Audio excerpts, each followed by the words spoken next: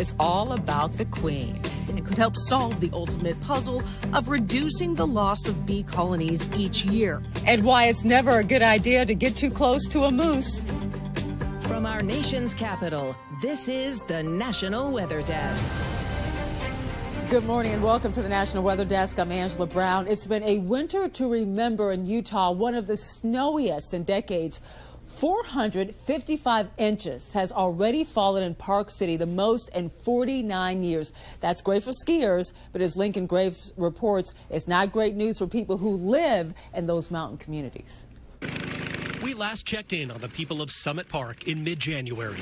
Back then, the snow was piled high, and residents knew much more winter was ahead. We're going to learn how much snow this town can actually handle.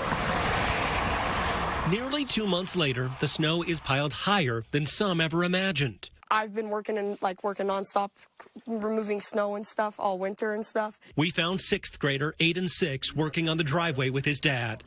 Earlier in the day, work crews had taken down snow and ice dams on the edge of their roof. We had 18 inches of ice on the roof today before it was removed. Aiden says the ice dams have caused leaks inside. An outside staircase leading up to the porch is completely buried. The family's mailbox is slowly being crushed, and the front yard is just a giant pile of snow, much taller than anyone else around. Some part of snow falling and coming off my driveway. Aiden's confident he'll remember this winter for the rest of his life. I think this is the most snow I've seen in my whole life. Reports of an avalanche in Big Cottonwood Canyon in Utah triggered a search effort on Monday. The initial call was for 3 skiers caught in the snowslide, but the officials did not pick up any avalanche beacon signal, so they are hoping all is clear this morning. It's snowing again this morning in parts of Northern California. It's the 4th time this week, which is rare. Sam Clemente and meteorologist Mike Kruger broke down the snow trends. I'm looking at all the records since 1894, and there's just a huge list. I mean, it just keeps going and going.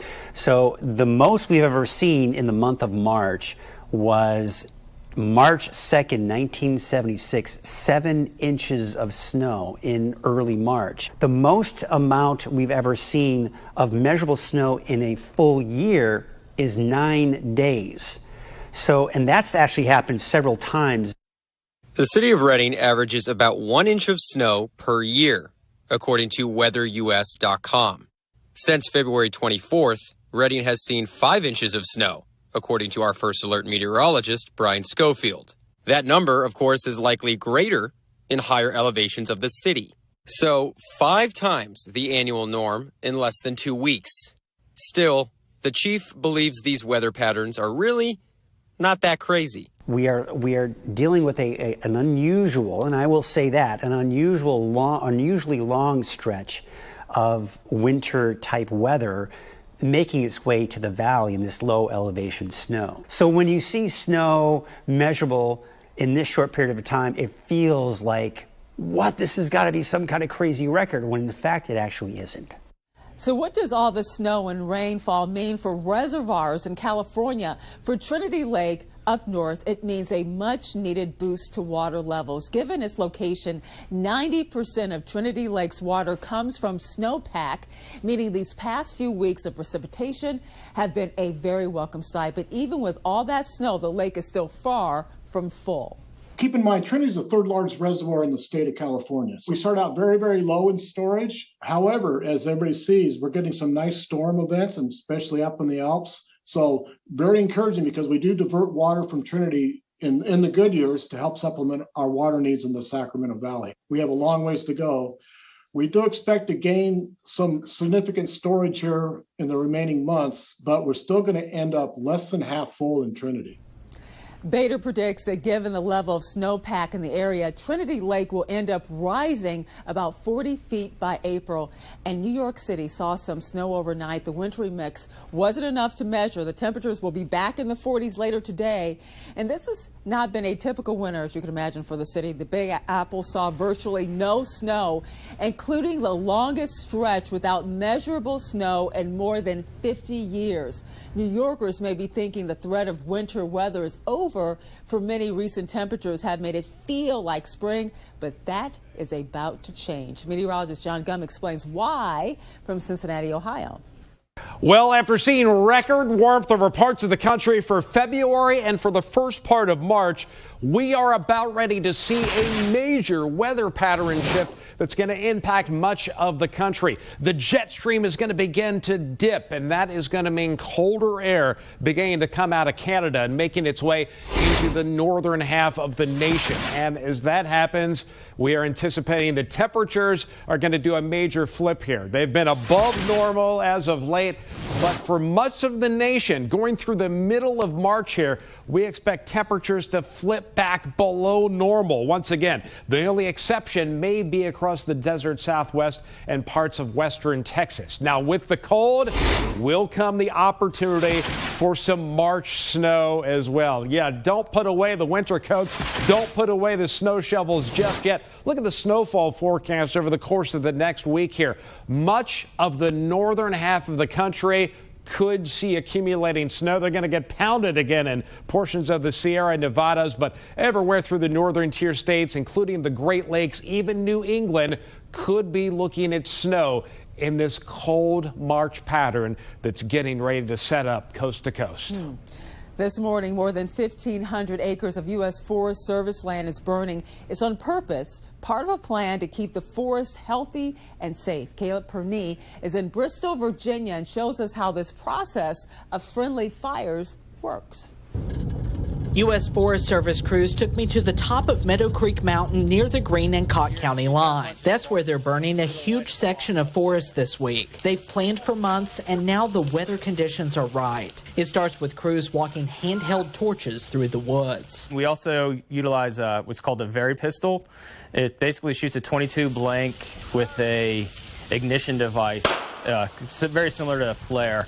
We can shoot that up into the woods to get depth on our burns. The goal is to get the fire to a level that's hot enough to burn off the dead leaves, but not quite hot enough to burn the trees above. Some of our tree species, such as our oaks and our pines, are dependent on that heat from the fire to reproduce, create more mass, and to be able to germinate in the soil. We then climbed to the top of the Meadow Creek Fire Tower to watch a helicopter circling the fire zone. It's dropping these balls to burn the hard-to-reach places. They're filled with a powder inside, and once up in the helicopter, they inject a glycol liquid that acts with the powder, and it'll drop it out of the helicopter. Without the planned burns, wildfires would naturally fill the role, but it's much safer this way. You don't really have a lot of control over the weather, under those conditions in which that fire's burning, and so a lot of times those will get out of hand and they're a lot harder to control. Now crews will monitor the fire until rain comes later this week.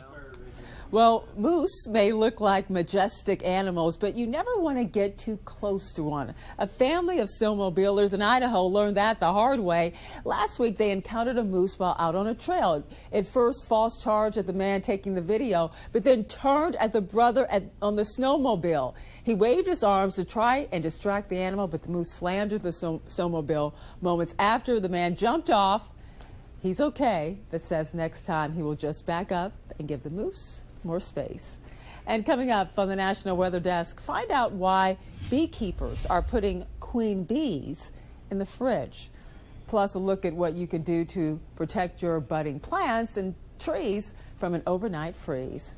But before we head to break, we want to show you some pictures of last night's full moon, known as the worm moon. If you were not able to see it, don't worry, tonight's moon will also appear full to the naked eye.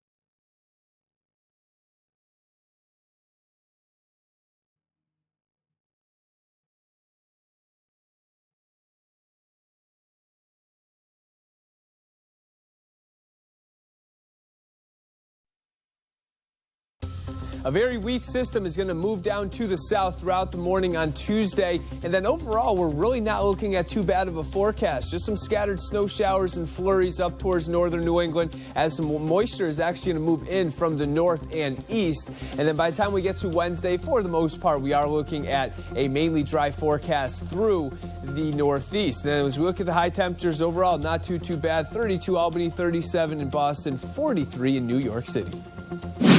I'm meteorologist Jasmine Lomax with a look at the mid-Atlantic region. There is the chance for little winter weather left over from a weather maker, but by the afternoon, expect plenty of sunshine. Temperatures will be a little bit closer to average for most, but we'll enjoy nice and dry weather into Wednesday. High temperatures will reach the 30s, 40s, and the 50s. Then overnight, temperatures will gradually fall. We're looking at lows in the 20s and in the 30s. I'm meteorologist Vitas Reed. Here's a look at your southeast forecast highs for the day. We're seeing 65 for Nashville, a little warmer over in Charleston. Look at that, 84 degrees, 83 Macon, Mobile, 84 degrees. Hot temperatures down in Florida with a mixture of sun and clouds. Looks like we're getting drier conditions, broken clouds across the area for the day. We'll clear out through the afternoon from Atlanta, Raleigh, down through Charleston. West Palm looking nice and sunny. But our next weather maker is a front that's going to be building in as we get into Tuesday night and then through Wednesday.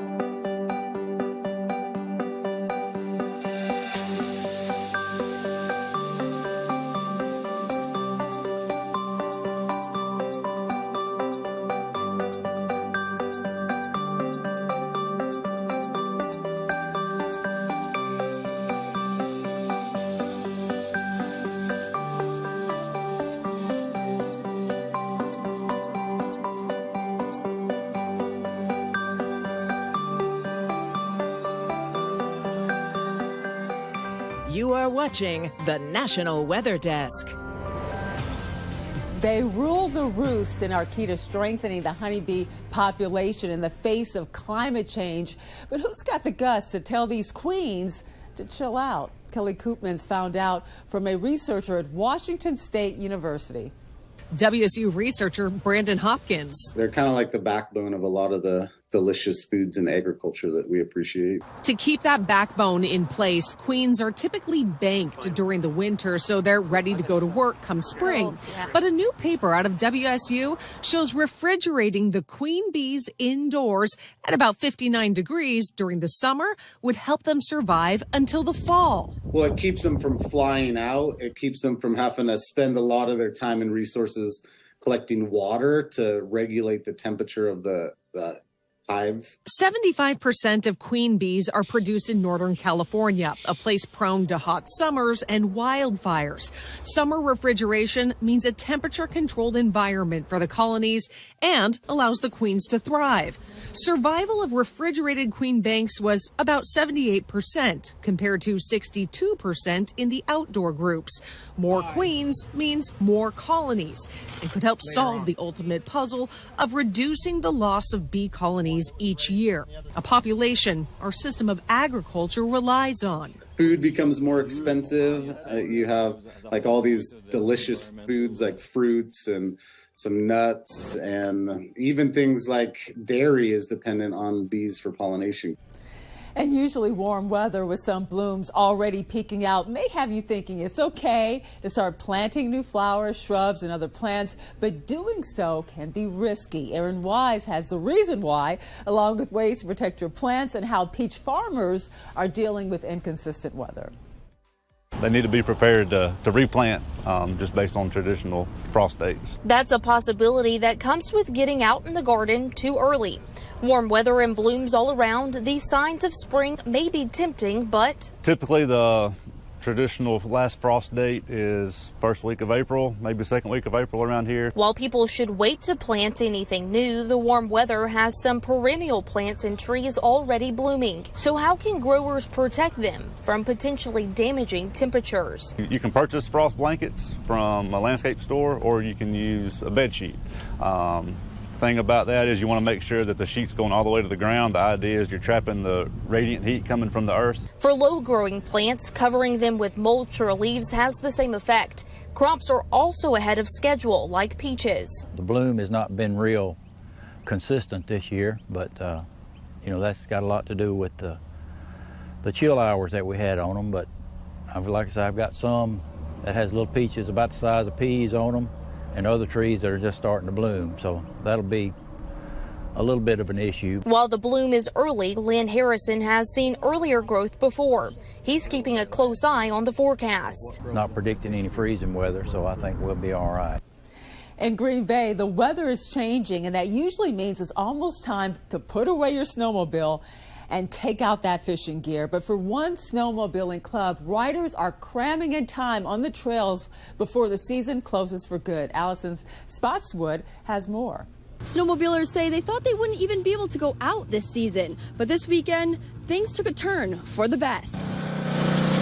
While some Mainers were dreading Saturday's heavy snowstorms, the Rowena family wasn't. They're hitting the freshly groomed Wyndham snowmobile trails. When it's just fresh snow, it's really difficult. When they're nice and groomed like this, it's amazing. I think that when someone grooms them out, it gets a lot softer and that you don't hurt yourself on as many bumps. The Rowena siblings are suiting each other up and hopping on the back of mom and dad's snowmobiles. Treasurer of the Wyndham Drifters Snowmobile Club, Barry Bernard, groomed the trails for folks to enjoy. It's a bit of a mixed blessing. It's very thick and very heavy, so it was really tough with our drag to get through. We groomed the whole system last night. Bernard says the trail system is 40 miles long in one of their busiest areas. Snowmobiler Holden Hanley just got done zipping over the 40-mile trail system. This is probably the best time of the year, best day. Holden says he started snowmobiling young, and so did other folks out today. Bernard says more than 100 people are using the Wyndham trails to fit in some last-minute rides due to an unusual winter. In Texas, the wild winter weather has meant energy use outpaced where traditional energy sources can supply, like coal and gas. So that means the state is relying on more renewable energy. And although this is good for the environment, as Michael Atkinson explains, renewable energy can sometimes be unpredictable. With 2 winter storms behind us, Texas's grid has held up with little bumps. But that's not the end of ERCOT's troubles. This week, ERCOT, that's the Electric Reliability Council of Texas, held a board meeting where CEO Pablo Vegas showed this chart to the council and to lawmakers the next day. Over the last 2 decades, Texas has relied on a comfortable supply of non-renewable energy, which Vegas says is more reliable than wind and solar energy. Now, rising demand has actually surpassed what the non-reliable energy can do, meaning Texas today has to use clean energy on any given day just to meet Texans' needs. He pinned much of that on the energy market, which he said prioritizes clean energy, which can prove unpredictable at times with solar and wind energy. Improve the grid. It's not going to be free. Brian Smith is a political science professor at St. Edward's University. If 2021 was about how do we fix the grid now, do you think 2023 will be how do we prepare the grid for the next 10 years or maybe even longer than that? Yeah, that's one of the things about the grid, like when we talk about it, is how do you provide reliable energy to all Texans, not just who lives here now, but the people who are going to also be living here in 2030. And that's where the big costs come in, because you're talking just about the expansion and diversification of different kind of energy.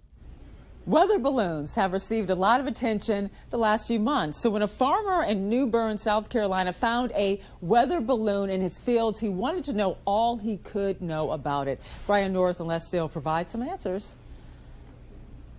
Somebody contacted me, said they found a weather balloon in their field in Jones County. It was Keith Mills. He found it and wanted to know more about it. So we did an investigation and we found out more about it. Yep, exactly. So in behind us here, you see this is the National Weather Service. We launch them from about 100 locations across the United States twice a day. And that's the only way we have with all the technology to be able to actually truly sample the atmosphere. So if I want to know what the temperature is at, say, 10,500 feet above our heads, we have to send up the weather balloon. And this is a similar instrument. The balloon would be here, and then this is the instrument package underneath of it. And as it rises up through the atmosphere, it tells us the temperature, the pressure, the wind speed, and the wind direction. All that information then goes into our forecast models, and this is how we figure out where the weather is going to be going. Now, this is what we call a skew T log P. Very fancy term for us here.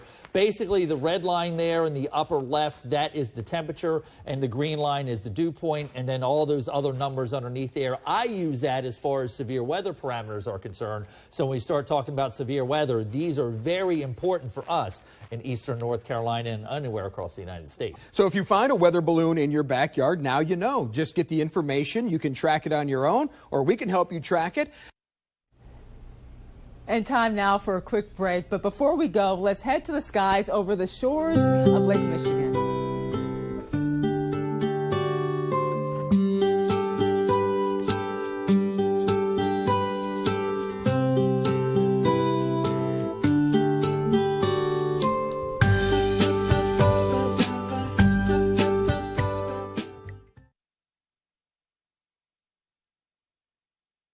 Well, good Tuesday morning, everyone. I'm meteorologist Andrew Buck-Michael taking a look at your weather story across the Midwest for the day today. We got snow showers across the Dakotas, a few rain showers across the South. Temperatures kind of chilly for most of us for the day today. As we get into tomorrow, all of that shifts a little bit to the east. Just a really slow-moving system for us. And as we get into your Thursday, ramping up the snow across the Dakotas and across the northern part of the plains there. And temperatures, again, just a little bit warmer. Good morning. I'm meteorologist Alex Garcia. Here's a look at your regional weather. Things are a little warm early this morning. We're seeing some clouds and temperatures into the 60s and 70s south. It's a little drier as you get to the north, but we're going to see a little bit of some scattered showers today right along a little stationary front from Dallas back up in Oklahoma down to the south. A few sprinkles, and yeah, it'll be warm and muggy throughout the day with temperatures climbing into the 80-degree mark. I'm meteorologist Alex Garcia, and that's a look at your regional weather. Well, hi there and a good Tuesday morning to everybody. I'm meteorologist Shannon O'Donnell. Out west, we're trying for drying in California because there's a lot of wet weather coming later this week. We've been buried in snow over the Sierra Nevada. Most of the resorts are starting to open back up. They had been closed because of that extreme snow. Sunshine back out, a high nearby of 38 in Reno. Back into the 40s in the Pacific Northwest with this weather maker slowly inching toward Oregon and California as the week goes on. And that's the scene from here.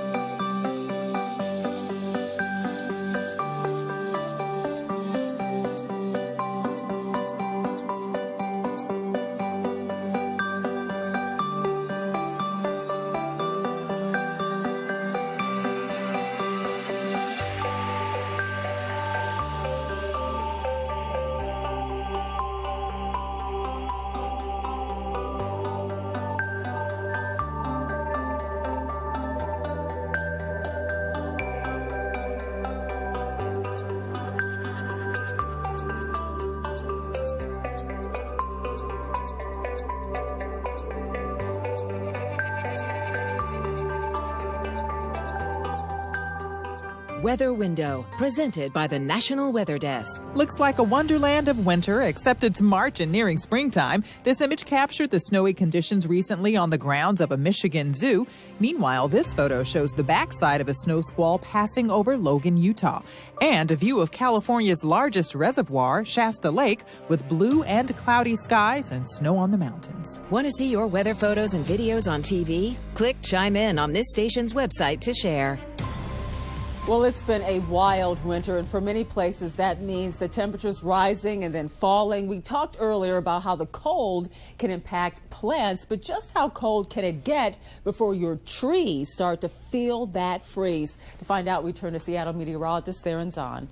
With winter really hanging on in many parts of the country, you might be wondering, how much can your buds stand on your trees before the cold air does some damage? Well, in general, buds at this stage can actually stand temperatures down into the upper 20s to maybe mid-20s for a couple nights, with losing about 10% of the buds. But if temperatures drop to the teens, that's when you're in for some real damage.